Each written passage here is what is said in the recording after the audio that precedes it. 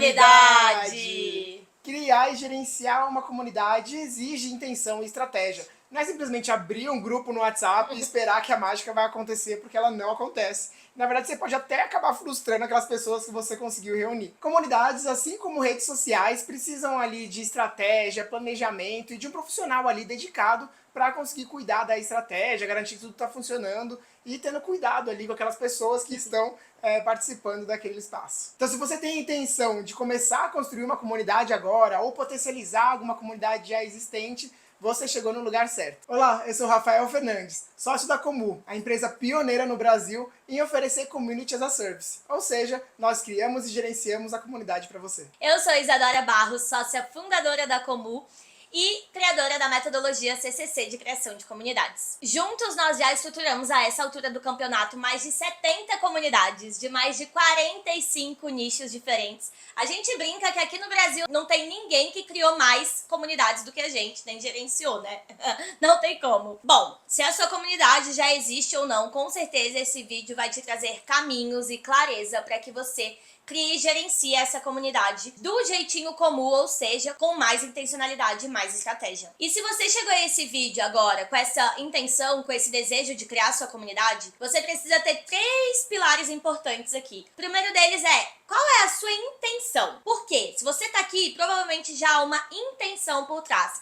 Criar uma comunidade X, criar uma comunidade Y, criar uma comunidade para o grupo YZW, sabe? Mas já existe essa intenção e ela é parte fundamental para essa criação, porque tudo vai nascer a partir dela. O segundo ponto é estrutura. O grande erro das comunidades é achar, como o Rafa bem disse, que é só jogar um monte de gente num grupo ali que a mágica vai acontecer. Ela realmente não acontece. Precisa de estrutura e quanto antes essa estrutura vier, melhor. Porque com mais estrutura a sua comunidade nascer, melhor para você, para os membros, para toda essa jornada, para o engajamento e tudo mais. E por fim é a clareza, porque de fato confusão gera baixo engajamento. Então se você, líder, criador, gestor, não tem essa clareza dessa estrutura, dessa intenção, não tá o óbvio dito e repetido, sabe? Muito provavelmente você vai estar confuso, e se você está confuso, muito provavelmente os seus membros vão estar mais confusos ainda.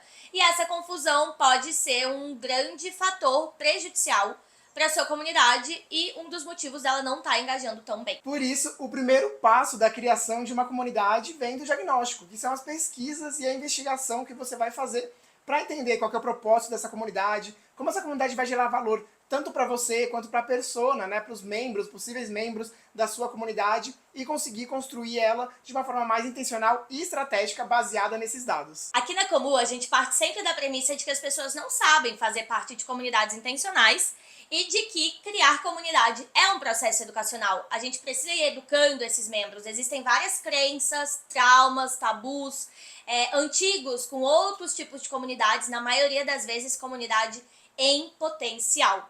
Então, tudo começa da gente entender o conceito do que é uma comunidade intencional. Então saibam que quando nós, da Comu, estivermos falando sobre comunidade, a gente está sempre partindo do conceito de comunidade intencional. Ou seja, uma comunidade que há a intenção de ser um espaço de acolhimento, de pertencimento, de colaboração. Comunidade intencional há uma liderança engajada e compromissada em fazer essa comunidade acontecer. Comunidade intencional vem para potencializar indivíduos através do coletivo. Então, a gente acaba diferenciando grupos de pessoas, muitas vezes são uma comunidade em potencial. E quando a gente está falando de comunidade, a gente está falando sobre transformar esse seu grupo de pessoas, essa sua comunidade potencial em uma comunidade intencional. Bom, e voltando à metodologia, depois da pesquisa chegou a hora de formar a base da sua comunidade, que é o que a gente chama de estruturação. É o momento em que você vai conseguir definir ali qual que é o propósito da sua comunidade, qual que é a persona da sua comunidade, qual que é a jornada que esses membros ali vão percorrer ao fazer parte dessa comunidade, as métricas, governança, enfim. É tudo que vai dar o alicerce para a sua comunidade tá bem, funcionando bem estruturada e bem organizada e intencionalmente pronta para receber os seus membros. Uma comunidade que já nasce estruturada tem muito mais chance de prosperar. Com certeza. E é justamente pela premissa que eu disse do criar comunidade é um processo educacional que a terceira etapa dessa metodologia é o posicionamento. Porque as palavras que você vai escolher para comunicar essa comunidade, né, como essa comunidade vai ser posicionada, comunicada, vendida, vai influenciar diretamente quais serão os membros que ela irá atrair e qual vai ser o comportamento desses membros. Afinal, quando a gente vai para uma aula, a gente vai com o nosso caderninho, fazer anotações e, prof, me tira uma dúvida. Quando a gente vai para uma comunidade, quando a gente vai para uma roda de conversa, a gente sabe que o comportamento esperado é outro, porque já existe um significado dessas palavras, né, desses acontecimentos na nossa cabeça. Então, o posicionamento influencia diretamente na sua comunidade, no engajamento da sua comunidade. Então, ela vem como terceira etapa dessa metodologia. E agora nós vamos falar da parte de captura. Uma comunidade pra gente começa a se formar a partir de 3 pessoas,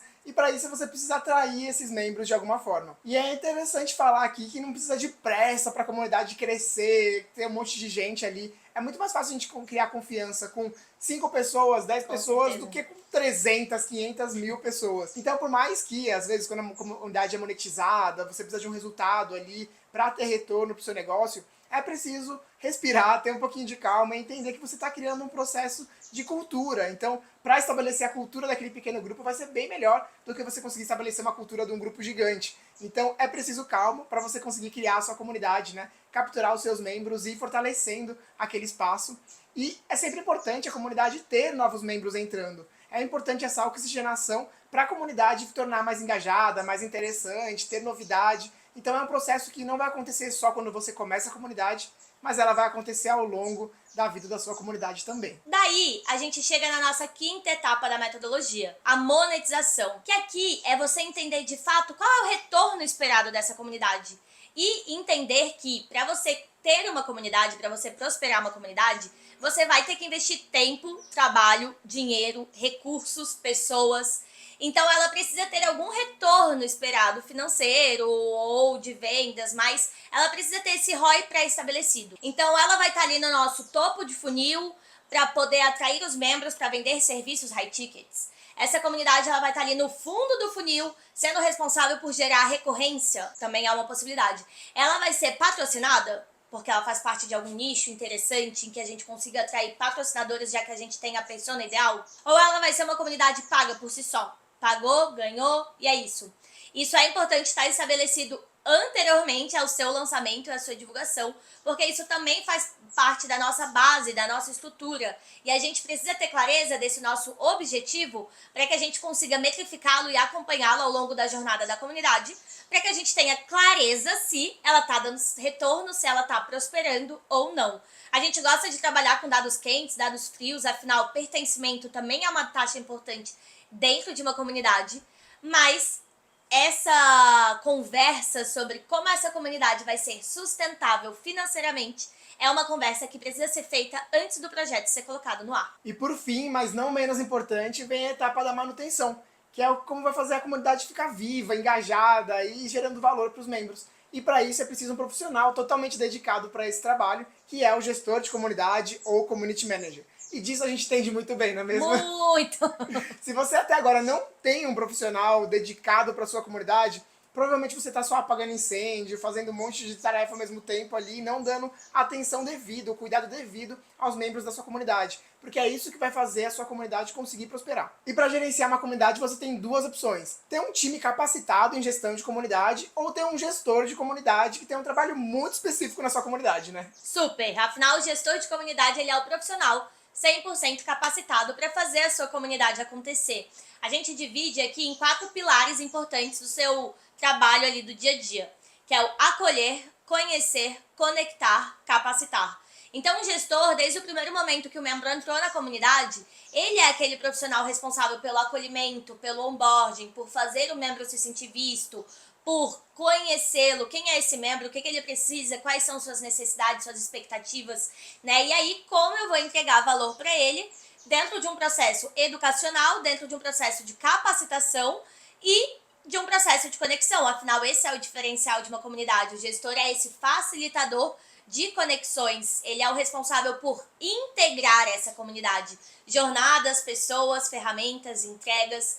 Então, o gestor, ele é esse profissional 100% acessível, que vai estar ali criando relacionamento, confiança, né? Trazendo esse membro mais para perto da jornada e desse movimento que vai acontecendo na comunidade. Ele faz tudo isso com base numa análise de dados e num planejamento estratégico, claro. E o gestor de comunidade ele é tão importante por causa de 3 coisas. Primeiro, Quem cria a sua comunidade não gerencia. A gente mesmo, né, criadores da nossa comunidade, a gente tem gestores de comunidade para gerenciar a comunidade. Segundo, o gestor de comunidade vai ser aquela pessoa que vai descentralizar um pouco aquela figura da liderança, né? As pessoas às vezes entram na comunidade querendo falar com o expert, ter acesso ao expert, e o gestor que vai ser essa pessoa mais próxima, sempre acessível, para acolher esses membros e fazer a comunidade acontecer pelas pessoas, né? Pelos membros ali, não depender apenas dessa liderança da comunidade. E terceiro, é preciso ter alguém 100% compromissado com o trabalho de gestão de comunidade, porque é muita coisa, né? Como a Isa trouxe, acolher, conhecer, conectar, capacitar, são coisas que você vai ter que fazer todos os dias, então é preciso você dedicar toda a sua energia para conseguir se dedicar aos membros ali e entregar o melhor valor para eles. O gestor de comunidade é aquela pessoa que vai garantir o senso de pertencimento na comunidade. Ele que vai ajudar a estabelecer a cultura daquele espaço, reforçar os acordos, os comportamentos esperados, entender qual que é o papel da pessoa que ela vai exercer naquele espaço também, ajudar as pessoas a se conectarem, criarem vínculos. Então ele é fundamental para a criação desse senso de comunidade. E o trabalho do gestor de comunidade ele não é um trabalho passivo, é um trabalho super ativo, onde você o tempo todo vai estar indo atrás dos membros, indo atrás de melhorias, indo atrás dos insights que vão sendo trazidos ali através das trocas, da conversa, para sempre estar gerando mais valor ainda para a comunidade, para os membros e para o negócio, para a marca que também está por trás daquela comunidade. Criar e gerenciar a comunidade é importante que vocês saibam que é um processo que exige criatividade, exige cuidado, exige tempo, exige compromisso, exige estratégia, exige conhecimento. Eu acho engraçado que pra gente cuidar de uma rede social, de um Instagram, a gente vai se capacitar em marketing digital, em criação de conteúdo, que pra gente cuidar da área financeira da nossa empresa, a gente vai se capacitar em planilhas, números, economia, mas a gente acredita que para criar e gerenciar a nossa comunidade, a gente não precisa se capacitar. Impossível, exige conhecimento, exige estudo. Afinal, eu tenho certeza que você já participou de várias comunidades que não prosperaram justamente porque faltou todos esses pontos, pilares e conhecimento que a gente trouxe até aqui. Como a gente veio dizendo, né, comunidade é um ecossistema vivo, ele exige esse olhar diário, esse cuidado diário, esse trabalho, essa manutenção diária mesmo, para manter essa comunidade viva e engajada. E aí, conta pra gente. Se você é criador, se você é gestor, você já tinha pensado em algum desses pontos que a gente elencou aqui? Ou você aprendeu aqui com a gente? Conta pra gente aqui nos comentários seus insights, suas dúvidas, seus desafios, ou até mesmo qual comunidade você tem criado ou gerenciado por aí. Aqui na Comum nós oferecemos serviços de gestão de comunidade, estruturação de comunidade e também temos toda a capacitação se você mesmo quiser gerenciar uma comunidade ou criar a sua própria comunidade. Se você quiser saber mais sobre nossos serviços, não deixa de procurar a gente, chama a gente por aqui. Olha aqui nossa descrição, clica nos links, a gente tá esperando vocês. Até Até mais!